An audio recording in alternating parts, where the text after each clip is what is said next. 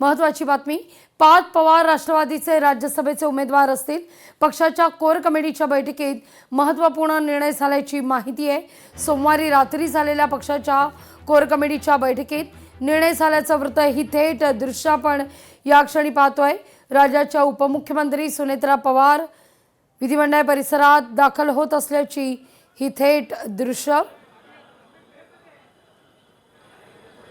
तर तिथे सुनेत्रा पवार यांच्या उपस्थितीत कोर कमिटीच्या बैठकीत पार्थ पवार यांच्या नावावर शिक्कामोर्तब होताना दिसतंय।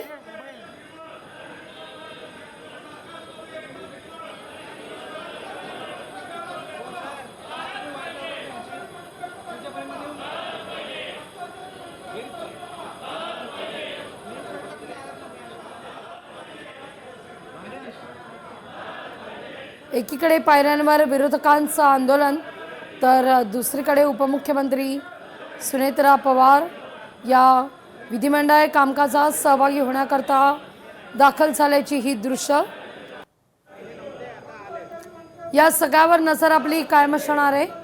वळूया पुढल्या महत्त्वाच्या बातमीकडे। बातमी अर्थातच भाजपची आहे। भाजप प्रदेश पदाधिकारी निवडीतून दुसऱ्या फळीची बांधणी होताना दिसतीये। नवनाथ बन, निरंजन डावखरे, कृष्णराज महाडिक या युवा चेहऱ्यांना मुख्य प्रवाहात आणण्याच्या दृष्टीने प्रयत्न करण्यात आलेला आहे। नवनाथ बन यांच्याकडे मुख्य प्रवक्तेपद याची जबाबदारी असेल, तर निरंजन डावखरे सरचिटणीस असतील, तर कृष्णराज महाडिक यांच्यावर युवा मोर्चाची जबाबदारी देण्यात आलेली आहे। स्थानिक स्वराज्य संस्थांच्या निवडणुकीसंदर्भात पक्षातही लोकशाही मराठी ऐका, पहा, जागरूक रहा।